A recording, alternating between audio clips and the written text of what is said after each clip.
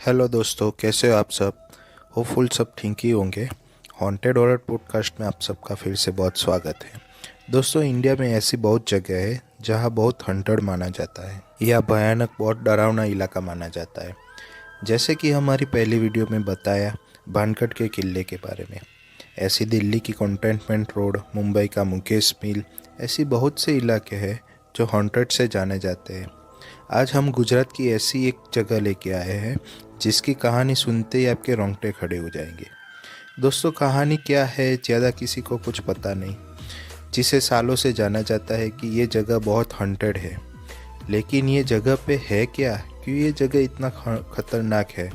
किसी ने ये नहीं सोचा था कि रिसेंट ईयर यानी 2022 या 2024 में ये जगह पे ऐसा हुआ वो हुआ।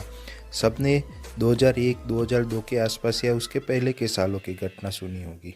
तो दोस्तों, गुजरात की एक ऐसी कौन सी जगह है जो इतनी भयानक है, तो हम आपको इसकी कहानी सुनाते। इसके पहले आप हमारी चैनल यानी हॉन्टेड हॉरर पॉडकास्ट को सब्सक्राइब करो, लाइक करो और कमेंट करो, और ये कहानी एंड तक ज़रूर सुनना, आपको बहुत मज़ा आएगा। दोस्तों, हम बात करने वाले गुजरात में सूरत शहर के डुमस बीच के बारे में। ये बीच जो बहुत खतरनाक और डरावना है।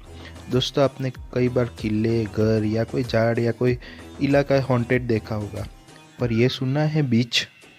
दोस्तों, बीच कैसे खतरनाक हो सकता है, ये कहानी सुनते ही मेरे रोंगटे खड़े हो गए थे। मुझे तो यकीन ही नहीं आता था कि एक बीच जो गुजरात के जाने माने शहर सूरत में डुमस बीच के नाम से जाना जाता है।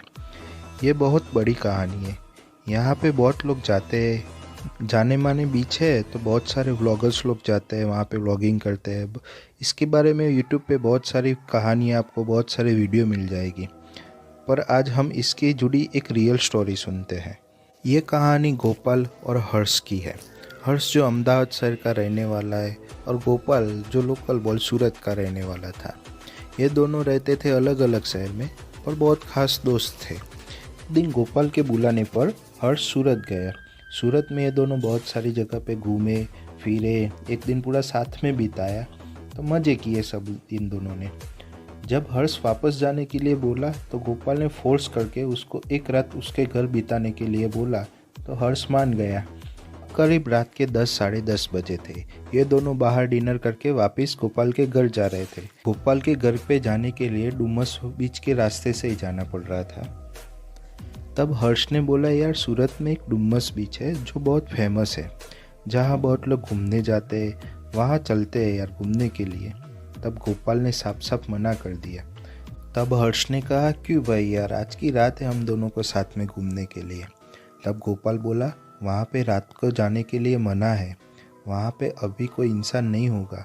तब हर्ष बोलता है, अच्छा है ना, पूरा बीच पे हम दोनों मज़ा करेंगे और एंजॉय करेंगे। गोपाल ने बोला, भाई कोई नहीं है, वही तो दिक्कत है। घड़ी में देख, रात के 11 बजने वाले हैं, ये सबसे बड़ी दिक्कत है। तूने कभी डुमस बीच की रात की कहानियाँ सुनी है क्या? डुमस बीच पर रात में अजीबोगरीब घटनाएं रहती है। मेरे पिताजी ने पहले एक बार कही थी। बहुत बहुत सालों के पहले ये बीच यूज़ किया जाता था मुर्दों को दफन करने के लिए। लाइक हिंदू लोगों का शमशान घाट हुआ करता था। ये बहुत ख़तरनाक जगह है, तो शायद हमें इस टाइम पे अभी नहीं आना चाहिए था। चलो घर चलते हैं हर्ष। और हर्ष की तो बहुत इच्छा थी रात को बीच पर घूमने के लिए, तो उसने गोपाल को फोर्स करके हुआ कहा, भाई ये तो बहुत पुरानी कहानियाँ होती है, ये सब पे बिलीव नहीं करना चाहिए। हम एक नए ज़माने के हैं, ये सब पुरानी कहानियाँ होती है। चलना भाई, चलते हैं यार, मज़ा करते हैं। ये सब बातें करते करते ही डुमस बीच का रास्ता आ गया। गोपाल को बहुत डर लग रहा था। डुमस बीच पहुंचते हर्ष को दूर से बीच देख के बहुत मज़ा आया। तब गोपाल बोला, भाई मुझे नहीं आना है और तू भी मत जा, नहीं तो नहीं मज़ा आएगा। हर्ष ने बोला, अब यार यहाँ पे आए ही तो देख के ही जाते हैं।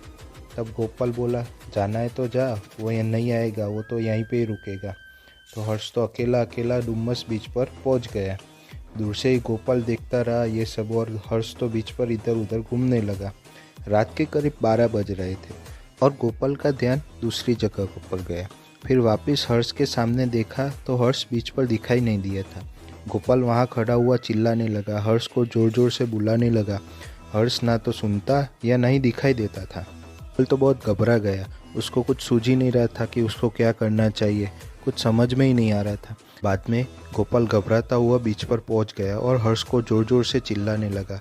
हर्ष कुछ सुनाई नहीं दे रहा था, पर बीच पर कई अनप्रिडिक्टेबल आवाज़ आ रही थी। उसको सुनते ही गोपाल डर गया। फिर दूर एक झोपड़ी के पास हर्ष बैठा हुआ दिखा। गोपाल दौड़ के उसके पास गया और नज़दीक जाके देखा तो हर्ष बहुत नींद में लग रहा था।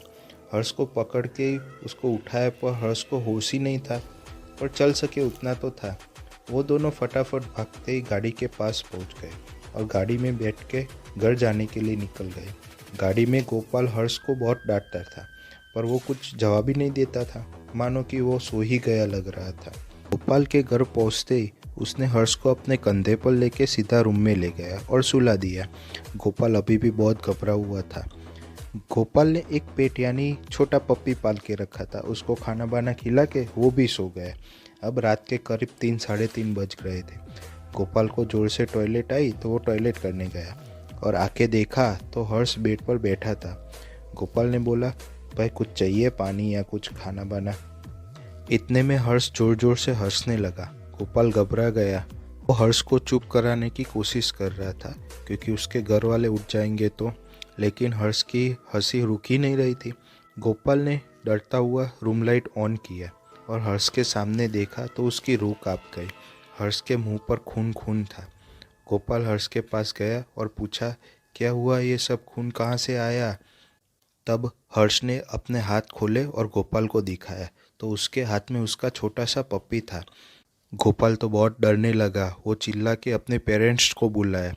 हर्ष ने पूरा मुंह खा लिया था पप्पी का। लोग घबरा गए थे और गोपाल ने हर्ष को जोर से गुस्से से बोला, ये तूने क्या किया?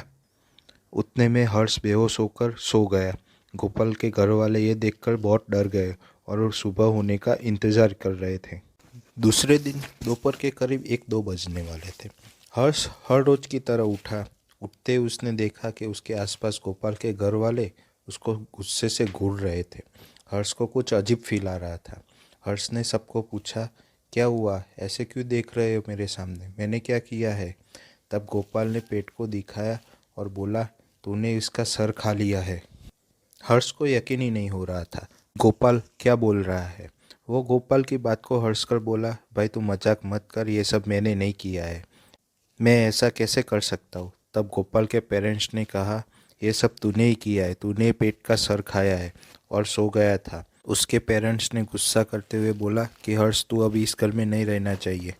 उसे बोला तू उसके घर अहमदाबाद चला जाए। हर्ष को बहुत बुरा लगा क्योंकि उसने कुछ ऐसा किया ही नहीं था, तो ये लोग कैसे ये सब बोल सकते हैं। हर्ष अपनी बैग पैक करके सीधा रेलवे स्टेशन जाने के लिए निकल गया। गोपाल उसके पीछे जाके उसको मनाने लगा, भाई मत जा, अभी रुक जा, ट्रेन तो शाम की है, मैं उसको स्टेशन पे आके छोड़ दूंगा। तब हर्ष बोल रहा था कि नहीं, मुझे जाना ही है। कुछ भी करके गोपाल उसे मना लेता है और रुकवा लेता है, पर वो घर पे नहीं बाहर जाने के लिए बोल रहा था। तब वो दोनों बाहर घूमने निकल गए। दोपहर के 4 साढ़े 4 बज रहे थे। करीब शाम के 7 बजे हर्ष की ट्रेन अहमदाबाद के लिए थी। तब तक वो दोनों करेंगे क्या? तो गोपाल ने एक कैफ़े में ले गया और आराम से उसे पूछा, भाई कल रात को क्या हुआ था?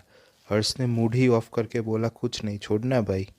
पर गोपाल ने बोला, भाई बता तो सही, तूने डुमस बीच पे जाके तूने कुछ देखा था? क्योंकि वहाँ से आने के बाद तेरी हरकतें सही नहीं लग रही थी। तूने डुमस बीच पर कुछ ऐसा क्या देखा था वहाँ पे? तब हर्ष बोला, कुछ नहीं भाई, कुछ नहीं देखा है, मेरे को कुछ नहीं हुआ है। बस उस टाइम पानी पीना था तो वहाँ पे एक छोटी झोपड़ी थी और बूढ़ी औरत पानी बेच रही थी, तो पानी की बोतल लेके बस पानी पिया। बाद में उसे नींद आने लगी। बाद में उसे क्या हुआ, कहाँ गया, कुछ पता ही नहीं हुआ। वो घर कब पहुंचा कुछ भी याद ही नहीं है। तब गोपाल को यकीन हो गया कि उसके साथ में कुछ हादसा हुआ है। गोपाल ने कुछ भी करके हर्ष को फोर्स किया कि आज के दिन के लिए वो उसके पास रुक जाए। हर्ष मान गया और गोपाल बोला कि डुम्मस बीच चल के उस झोपड़ी पे देखते हैं क्या है वहाँ पे, कौन है। करीब शाम के 7 बजे वो दोनों डिनर के लिए सोच रहे थे।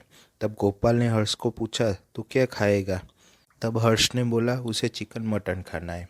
गोपाल देख के शौक में पड़ गया।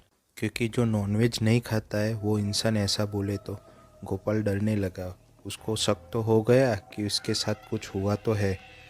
सब कुछ जानते हुए भी उसने गोपाल ने हर्ष को जो खाना था वो खाना खिला दिया। डिनर करके करीब 9 बजे वो दोनों वापस डुम्मस बीच पर गए और जहाँ पे वो झोपड़ी थी, बूढ़ी औरत थी, वहाँ पे गोपाल को लेके गया। वहाँ पे झोपड़ी तो थी पर वहाँ पे ना कोई औरत थी या ना कोई पानी बेचने के लिए बोतल है। झोपड़ी के अंदर जाते ही कुछ बर्तन इधर उधर पड़े थे, वो दोनों देखते ही रह गए।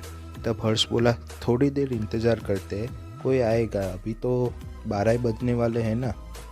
उन्होंने 12 बजे तक इंतज़ार किया। तब हर्ष को लगा कि कोई नहीं आएगा, चलो घर चलते हैं। गोपाल को बोला, तू अपने घर चला जा और उसे स्टेशन छोड़ दे, वो अहमदाबाद उसके घर चला जाएगा।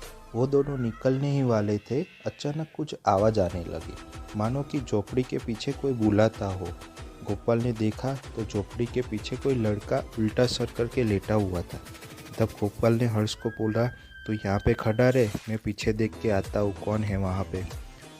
गोपाल झोपड़ी के पीछे जाता है और उस लड़के को सीधा करके देखता है तो वो हर्ष था। हर्ष को बेहोशी की हालत में देख के गोपाल शौक में आ गया।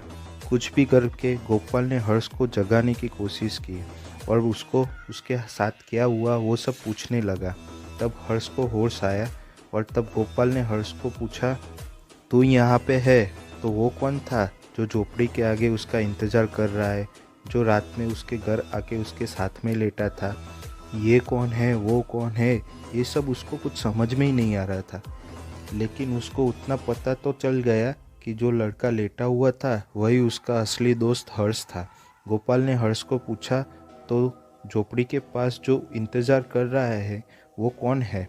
तो हर्ष ने खुद ही कह दिया, वो तेरा दोस्त नहीं, वो एक चुड़ैल थी जो तुम्हारे साथ कल आई थी तुम्हारे घर। और ये चुड़ैल का झोपड़ा है, उसी ने उसके वंश में करके उसे बेहोश कर दिया था और हर्ष बनकर तुम्हारे साथ आई थी। बाद में हर्ष और गोपाल फटाफट भागते हुए गोपाल के घर चले गए। उसने राहत की सांस लिया। बाद में गोपाल के पेरेंट्स को सब कुछ पूरी घटना के बारे में सच सच बता दिया। उसको पेरेंट्स को भी यकीन आ गया। दूसरे दिन हर्ष अपने घर अहमदाबाद चला जाता है, पर वो दोनों को 10-15 दिन तक तेज बुखार रहता था। वो 10-15 दिन तक बहुत बीमार पड़ रहे थे। बाद में बुखार धीरे धीरे उतर तो गया और गोपाल ने सूरत शहर छोड़ दिया। सब कुछ ठीक ही था, सब कुछ सही चलने लगा था। लेकिन दोस्तों, आज भी डुम्मस बीच सही नहीं है। यहाँ पे बहुत सारी खौफनाक घटनाएं होती रहती है। वहाँ पे बहुत सालों पहले बहुत लाशें दफनाया जाती थी और बहुत लाशें जलाया जाती थी। इसीलिए यहाँ पे बहुत लोगों की आत्मा यहाँ इधर घूमती रहती है, भटकती रहती है और ये आत्मा बहुत खौफनाक रहती है, खतरनाक होती है। इसीलिए ये जो बीच है, ये जो जगह है, उसे माना जाता है कि most haunted beach of India. वो डिज़र्व करता है क्योंकि बहुत हॉन्टेड नाम से जाना जाता है। और दोस्तों, मेरा पर्सनली मानना है कि आप भी जब डुम्मस बीच पर जाओ तो दिन के टाइम पे जाना, रात को मत जाना, क्योंकि ऐसे हादसे आपके साथ भी हो सकते हैं। तो दोस्तों, कैसी लगी आज हमारी कहानी? ये रियल स्टोरी है और ये सच्ची घटना भी है। ऐसी बहुत सारी कहानियाँ लेके आऊँगा आपको सुनाने के लिए। तो जल्दी से हमारी चैनल को सब्सक्राइब करो और सुनते रहो हॉन्टेड हॉरर पॉडकास्ट। और हाँ, आपके पास ऐसी हॉरर घटना और रियल कहानियाँ हैं जो आप लोगों के तक पहुँचाना चाहते हैं और लोगों को सुनाना चाहते हैं, तो आप हमारे मेल आईडी पे सेंड कर सकते हो। हमारा मेल आईडी है hauntedhorrorpodcast@gmail.com।